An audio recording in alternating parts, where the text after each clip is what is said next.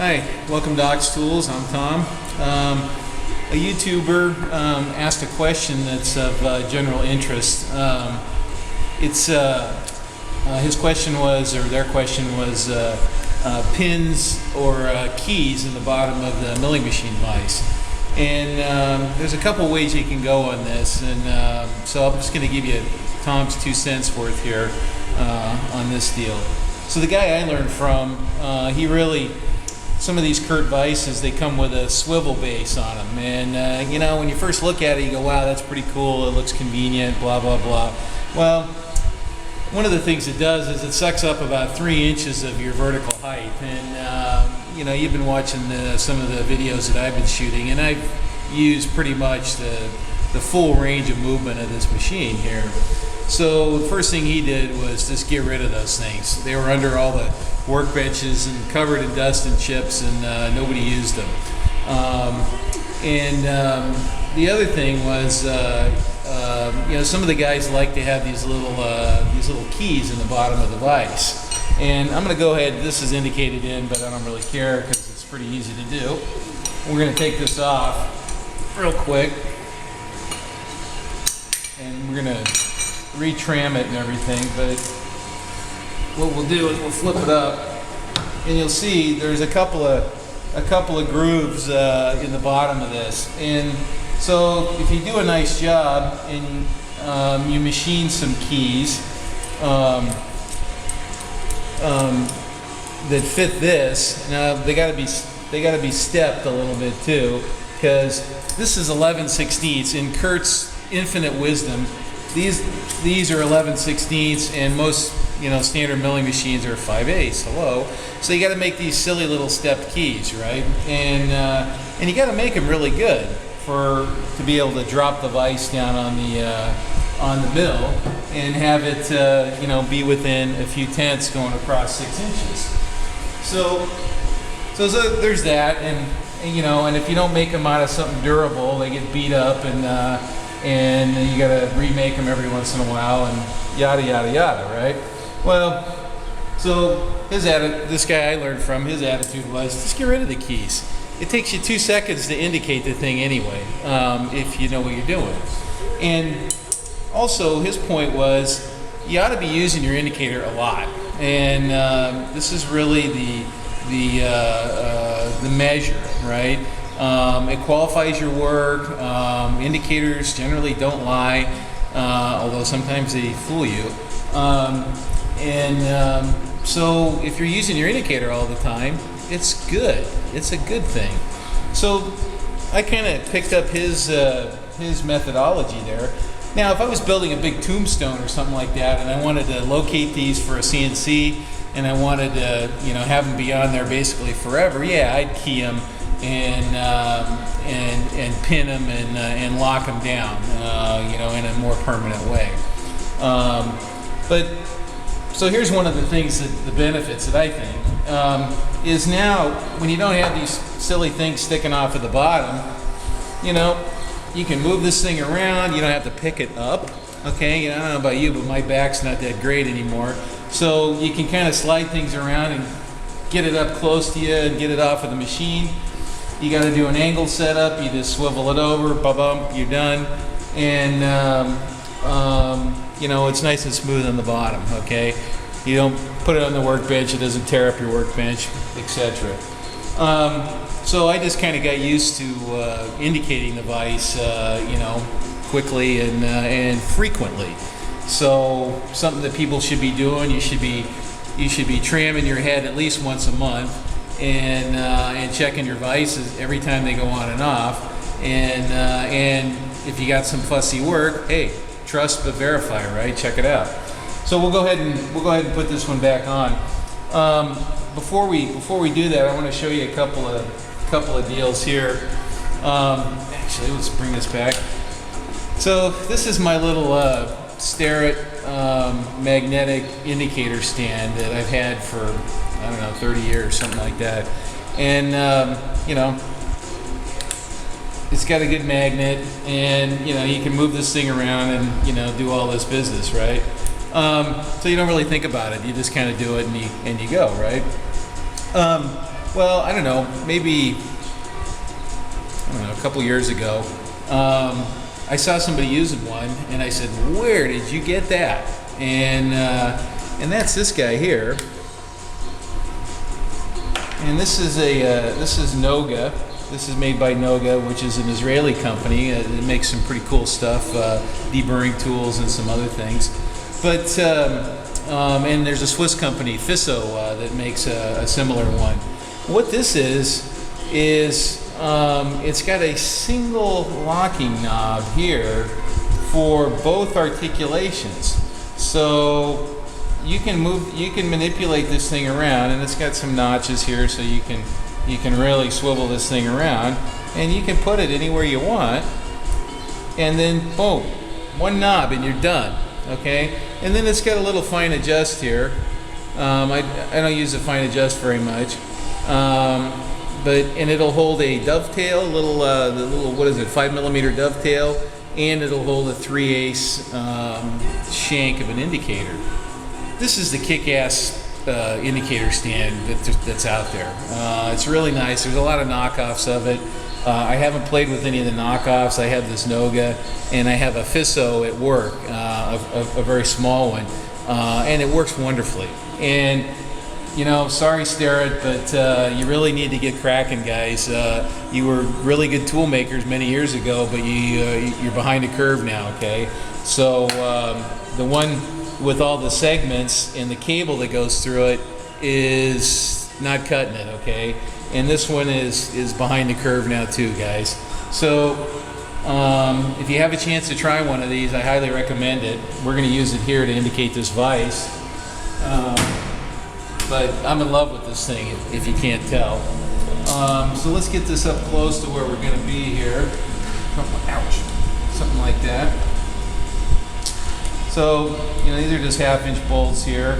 And, you know, you can see this thing wiggles around. And so what I do is, I got a little mark down here, so my little T-slot covers end up in the right place, like that, okay?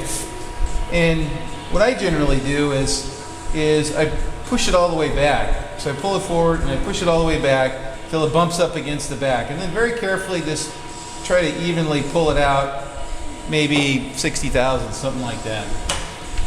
All right, so we're gonna put this guy on here. And that grabs on there. And now I just drop this pup down here. And I'm ready to go here, almost. So now here's the first part of the way I do it. I got a hammer, and I got a wrench. So you see, I've got the indicator on one side of the vise here, and it's close to this bolt on my side over here. So what I'm going to do is I'm going to pin this bolt down a little bit. Not super hard, but hard enough that it really doesn't want to move very much. And now what I'm going to do is I'm going to put the indicator in contact with the vise jaw. You know, and I don't really care what the number is. I'll just dial it into 0. Okay, so it's kind of zeroed. Okay, it's kind of zeroed. So now, so here's the kicker, okay? I'm going to traverse across there, and I got this big fat button indicator, and you can use a test indicator. The type of indicator makes no difference. I like this one because it's got a good stiff, it's got a decent spring in it, and it's got 200 thousandths travel, which is pretty good. And I don't think I'm off that far, but it's got a decent range of travel, and it's compact. You know, you can use one of those 1-inch regular type indicators, but they're kind of bulky and they're kind of hard to squeeze in there. So anyway, now what I'm going to do is I'm just going to traverse this. Now I'm watching the needle and it's going away from 0. It's at 10 now. Okay. All right. So I don't know. It's about 20 thousandths out. Okay. Not a mile. Let me go back to the start. So normally what I would do is I'd start at one end.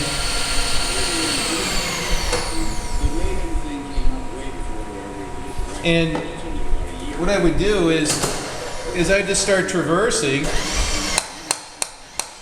and what I'm doing is I'm tapping on this in the direction that makes it want to go back to 0. Okay, so you notice what I said before. It was going away from 0. In this case, it was going clockwise away from 0. So what I'm doing, and what that means is it's getting deeper into the indicator. Okay, so what I'm doing is I'm tapping it the opposite way, and I'm bringing it in the direction that brings it back to 0. That's the key. So now I'm going to traverse back across. It's not moving. I'm less than $1,000 here already. One pass. That's it. I'm done. Let me lock this down. I'm going to cinch this down. So one of the keys is working from one side to the other and not trying to go back and forth and re-zero and come back the other way. Come back to the side that's pinned down and re-zero there if you need to make another pass. So basically you're pivoting, and you can understand what's happening when it's pivoting. If both sides are loose, it's a crapshoot, okay? You don't even know what you're doing. So let me, before I forget, I'm going to lock that down, and I'm going to secure this a little more. Okay, so those are basically even.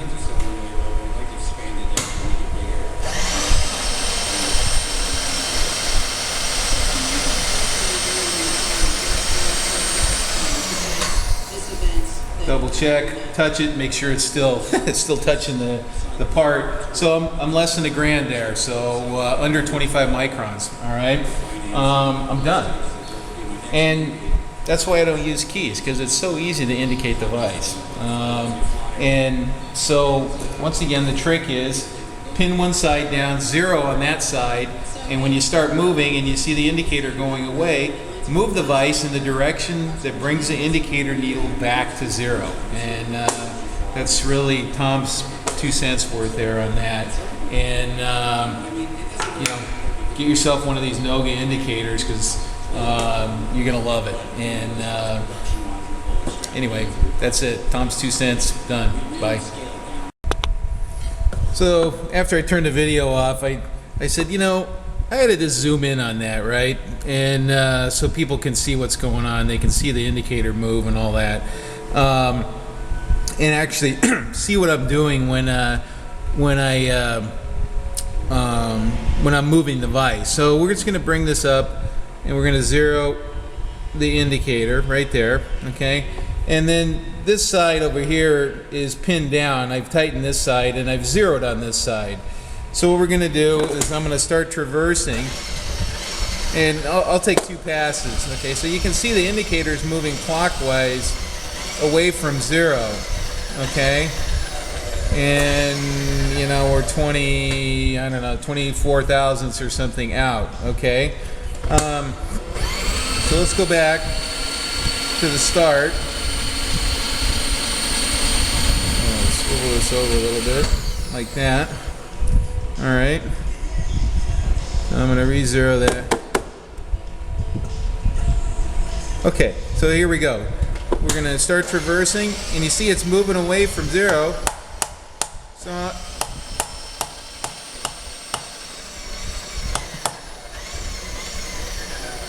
So I was just tapping it to keep it at 0 or going in the direction that brings it back to 0. Okay, so it's off a little bit right now.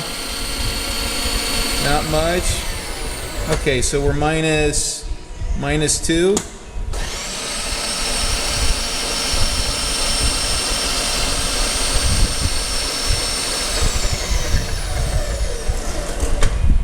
Oop. You gotta hit it the right way there, Tom. Oop.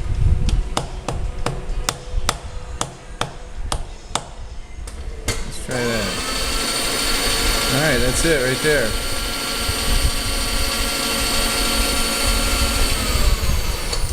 It's off a little bit still. But you get the idea. It's yeah,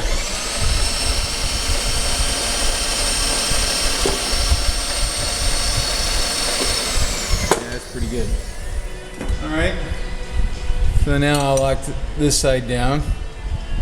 And then after you tighten it, you always want to take a pass and make sure that that nothing moved you know, the table, you see that? The table's got a little bit of wiggle to it too. You know, it has some clearance and some play. Anyway, that's a close-up view of what we were just talking about.